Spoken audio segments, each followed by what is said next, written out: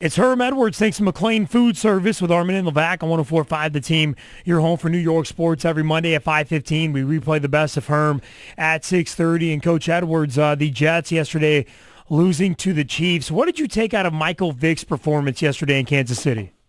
I thought actually he played fairly well. He didn't turn the ball over, and that's critical for the New York Jets going into this game. They turned the ball over, 18 times. He played pretty clean as far as his ability to throw the ball. Now, he wasn't always accurate with the ball, but played in a tough venue, too. The Kansas City Chiefs are a team, when you look at them, they're playing very well. They're trying to challenge Denver for this division. Tough place to play. But I thought for the most part he moved the offense, and he gave him a chance, and that's all you can ask.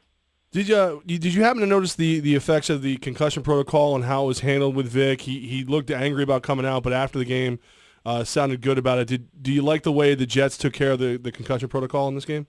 Well, I think all teams are doing that. I think all teams are doing it the correct way. You got to protect the player from himself, and obviously they felt at that point in time they checked him out and felt that he needed to come out, and obviously they let him go back in. So that's always on the doctors. You as a coach, too, though, when you see this happening, you make sure you have a conversation with that player as well, because that's kind of important. Because a lot of players, they want to play, but this is why we have that in place to protect them from themselves. So you're saying as a head coach, go talk to that individual and make sure that you yourself believe that they're okay. I would always do that. That was kind of one of my deals. Even though the doctor would talk to him, and I would have the conversation, and obviously feel in my own mind, okay, I can see what he's saying. I can look at him and kind of look at his body language and ask him some questions of my own. I've been there as a former player, so I have a little bit of better insight maybe than doctors do. And, Coach, it's tough, isn't it? I mean, it's tough to know, if they're okay, if they need to be pulled out. I mean, Vick yesterday, you saw he was saying, guys, you don't need to take me to the locker room. He went to the locker room. He turned out to be just fine. But this day and age, with everything we know, you just have to be that safe. These protocols have to be there. Do you agree with that? Yeah, you exhaust yourself. You go through all the procedures that need to be taking place. And even with that, when the doctor says he can go, and the doctor has to say that, then I've always felt that I had a conversation with the player from my own sense of information that I visited with the guy, and to make sure that he was okay. And if I felt like, I don't know. I mean, I know the doctor says you can go, but you know what? I don't know. And sometimes I went on the other side of it and says, no, you're not going back in. He's Coach Herm Edwards with Armen and Levack on 104.5 The Team, brought to you by McLean Food Service. And yesterday, Coach Anthony Fasano had that catch on his butt. They're now calling it the tush down.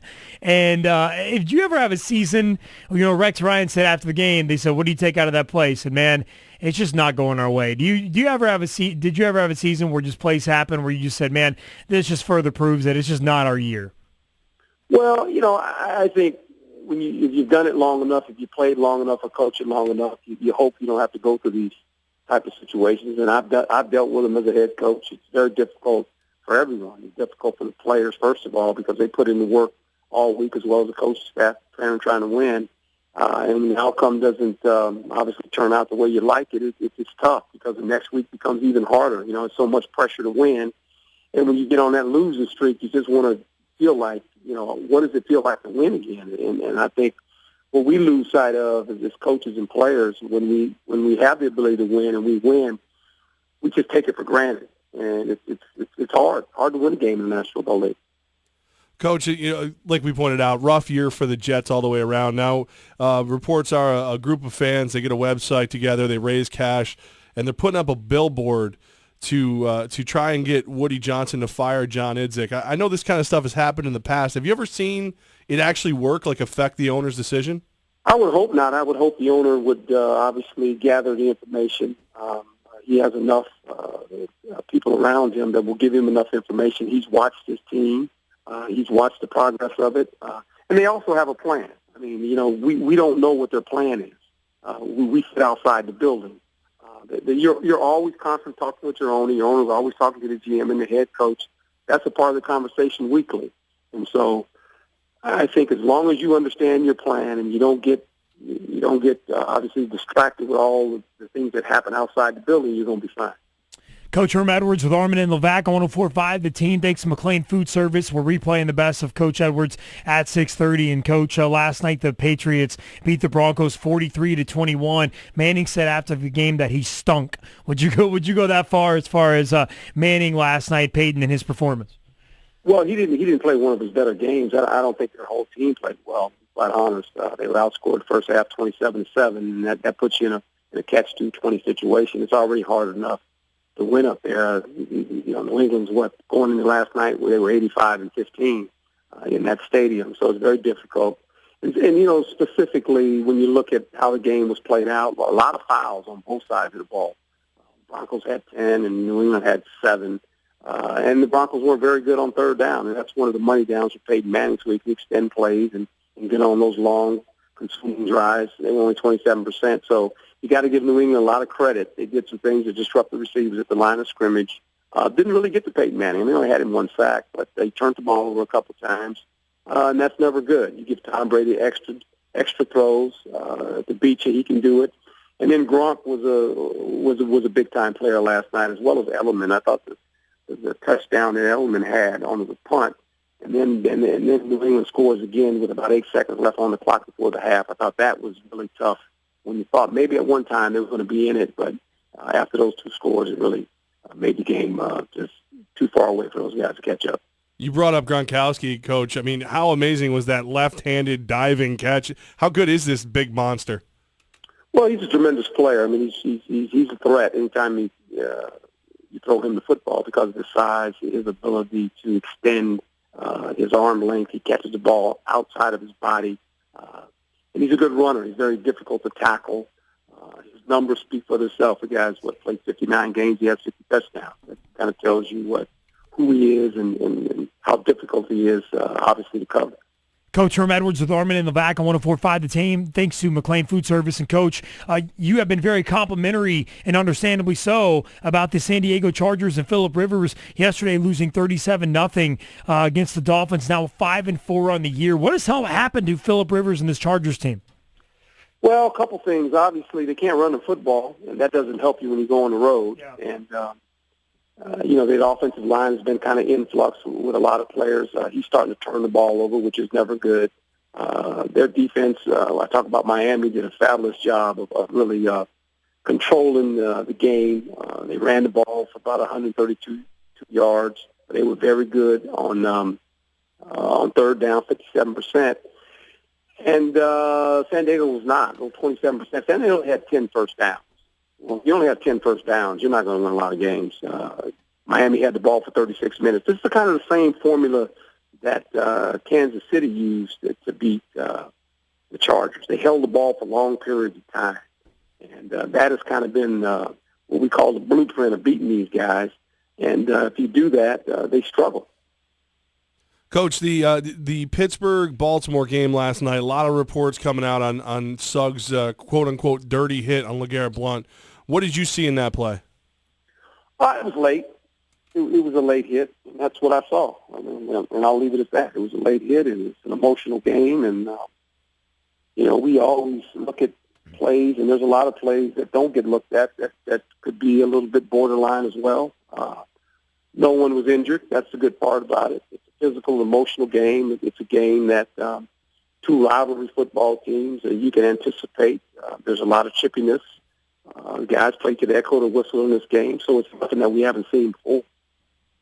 Coach Herm, what's it like to be in Jim Harbaugh's shoes at the end of the game when he snuck Kaepernick in to try to win the game instead of taking the field goal to tie as time expired? What's it like to be a head coach in that position, having to make that decision basically on a split second?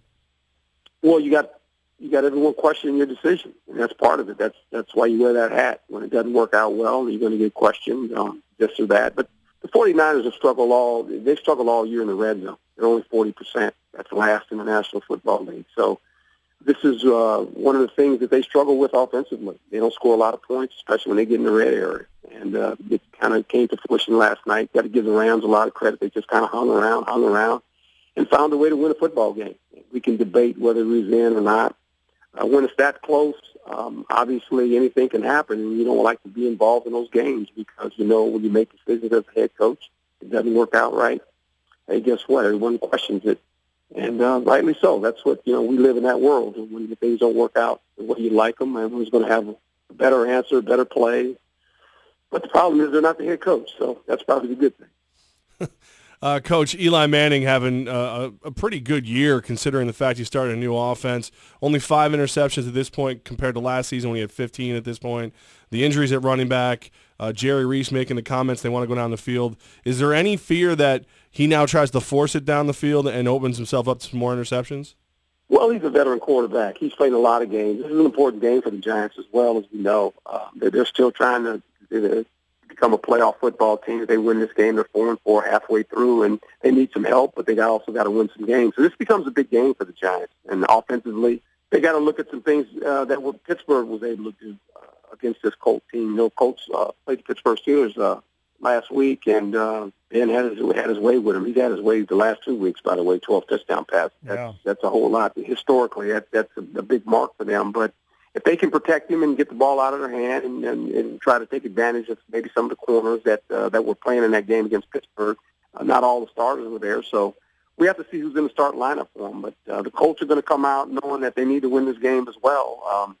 They're in a division that they should win. But all of a sudden, if they lose this game, then Houston is looking at them going, hey, it's not so bad. If they win this game, they get to 6 wins, and they're 2 better than Houston. So this is an important game for them as well. Coach Herm Edwards, thanks to McLean Food Service with Armen and Levack on 104.5 The Team. And Coach Ahmad Bradshaw and Akeem Nicks are back tonight at MetLife Stadium. What's it like for a former player on a primetime stage back against their old team?